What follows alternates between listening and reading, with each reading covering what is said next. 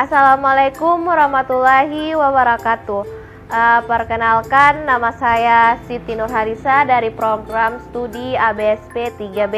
Di sini saya akan membuat video presentasi tugas final Sankri.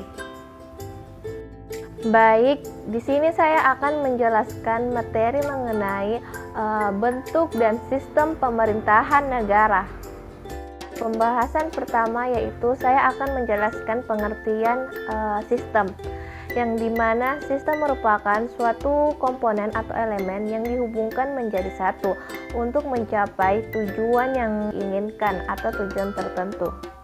Setiap sesuatu yang masuk dalam sistem akan sulit berkata benar, dan sistem bisa mengendalikan siapapun yang masuk ke dalamnya.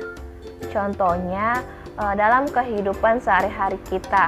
Karena ketika kita ingin ke pasar, pakaian yang kita gunakan pasti jauh berbeda dengan pakaian ketika kita ingin ke mall, jalan-jalan, ataupun ke sebuah acara. Karena kita telah dikendalikan oleh sistem pasar tersebut, yang dimana di dalam mindset kita sudah tertanam bahwa sistem pasar tersebut itu kotor atau jorok, sehingga siapapun yang masuk ke dalamnya itu sudah terpilih. Bahkan kita langsung menyesuaikan diri terhadap sistem tersebut. Jika sistem itu kotor, maka membuat orang berperilaku kotor. Contohnya tadi, ketika kita ke pasar, maka kita akan semakin mudah berbuat jorok seperti meludah atau bahkan muntah, karena sudah saya jelaskan tadi bahwasanya sudah tertanam di dalam mindset kita bahwa sistem pasar itu kotor atau jorok, sehingga membuat orang seenaknya berbuat jorok atau berbuat kotor. Dan jika sistem itu baik, maka kita akan menyesuaikan dengan baik. Contohnya lagi, ketika kita ke mall, pasti kita akan berpakaian yang baik. Tempat yang bersih secara psikologis membuat orang berperilaku bersih. Selanjutnya saya akan menjelaskan pengertian administrasi. Dalam arti sempit, administrasi yaitu kegiatan penyusunan dan pencatatan data dan informasi secara sistematis untuk memperoleh keterangan yang berkaitan bagi pihak yang membutuhkan, serta mempermudah memperoleh informasi kembali secara keseluruhan dalam hubungan satu sama lain. Adapun dalam arti luas, administrasi yaitu kegiatan yang dilakukan oleh dua orang atau lebih berdasarkan pembagian kerja yang telah ditentukan oleh struktur organisasi, yang dimana dengan memperdayagunakan sumber daya yang ada guna mencapai tujuan yang diinginkan secara efektif dan efisien. Inti dari kegiatan administrasi yaitu kegiatan untuk menetapkan tujuan guna menyusun langkah-langkah untuk mencapai tujuan tersebut. Jika kita menggunakan administrasi secara langsung atau tidak langsung, itu kita telah menetapkan langkah-langkah untuk mencapai tujuan kita yang kita inginkan. Karena jika kita mempunyai tujuan, otomatis langkah-langkah kita ini akan semakin terarah. Ada 3 unsur pokok administrasi. Yang pertama yaitu proses, yang kedua yaitu tata usaha, dan ketiga yaitu pemerintahan atau administrasi publik. Sebagai ilmu, administrasi mempunyai cabang yang diantaranya yaitu administrasi publik. Semua definisi administrasi publik itu dibagi menjadi 2 kategori. Yang pertama yaitu mendefinisikan administrasi publik, yaitu sebuah aktivitas atau kegiatan yang dilakukan oleh lembaga eksekutif saja. Yang kedua yaitu definisi yang melihat cakupan administrasi publik itu meliputi semua cabang pemerintahan dan yang berkaitan dengan publik. Terdapat hubungan interaktif antara administrasi publik dengan lingkungannya. Antara berbagai unsur lingkungan sosial, unsur budaya merupakan unsur yang paling mempengaruhi penampilan administrasi publik. Karena lingkungan terus berubah, secara mendasar pemikiran dan praktek administrasi itu pasti akan diperbarui juga.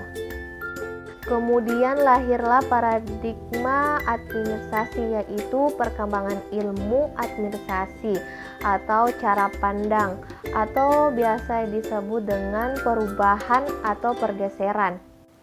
Yang pertama yaitu cara pandang OPA atau PA, di mana pemerintah lebih banyak mengatur, sangat birokrasi, dan banyak terjadi praktik maladministrasi seperti kekayaan. Di sini pemerintah kurang efisien. Setelah mengalami perubahan atau pergeseran pada masa ini, maka muncullah paradigma yang baru yaitu NPM atau PM.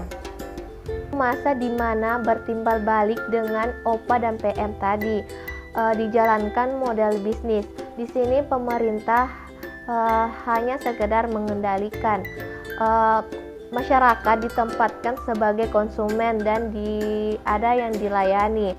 Pemerintah mulai dijalankan secara efisien dan terdapat penghematan sumber daya dan lain-lain. Setelah mengalami perubahan lagi, maka muncullah paradigma yang baru yaitu NPS atau NPG, yang dimana cara pandang ini sampai sekarang diterapkan oleh pemerintah, yaitu masa di mana pemerintah banyak melayani. Di sini pemerintah bertanggung jawab dengan jelas. Masyarakat tidak dipandang lagi sebagai konsumen tetapi sebagai warga negara. Pembahasan selanjutnya yaitu saya akan menjelaskan mengenai pengertian negara, yang dimana negara yaitu suatu organisasi yang dimana di dalamnya terdapat rakyat, wilayah, dan pemerintah yang mengatur orang-orang yang di dalamnya. Dan negara itu mempunyai dua unsur, yaitu unsur wajib dan unsur tambahan atau relatif, yang dimana unsur wajib yaitu di mana negara itu wajib ada rakyat, wilayah, dan pemerintah, dan sedangkan unsur tambahan yaitu pengakuan dari negara lain. Pun macam-macam negara yaitu negara kesatuan, negara hukum, dan negara demokratis. Pengertian negara kesatuan adalah negara yang dimana pemerintahan tertinggi dipegang oleh pemerintah pusat. Dan negara hukum adalah negara yang susunannya telah diatur sebaik mungkin dalam undang-undang, sehingga alat pemerintahan itu diatur oleh hukum. Kemudian negara demokratis adalah negara yang menganut sistem pemerintahannya yaitu mewujudkan kedaulatan rakyat yang dijalankan oleh pemerintah atas nama rakyat atau warga negara.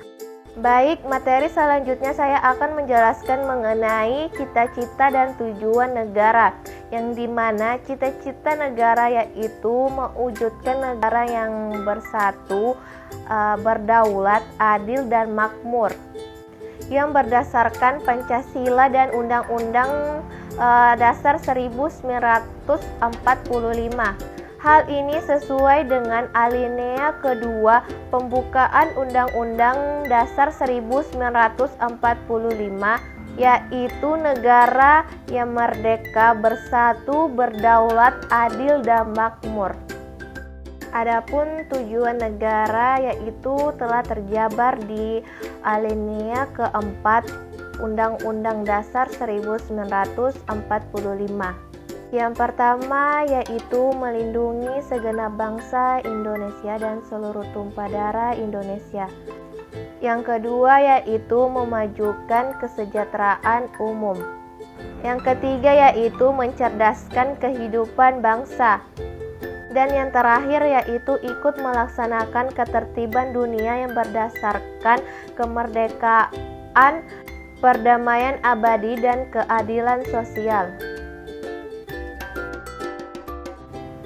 Materi yang terakhir yaitu etika penyelenggaraan negara, yang dimana etika berdasarkan pokok penjelasan Kementerian Pendayaan Gunaan Aparatur Negara. RUU tentang etika penyelenggaraan negara yang bertujuan untuk mewujudkan penyelenggaraan negara yang baik, etis, berakhlak mulia, mencegah niat dan praktik perbuatan yang menyimpang, nilai aturan dan norma dalam menyelenggarakan tugas kenegaraan.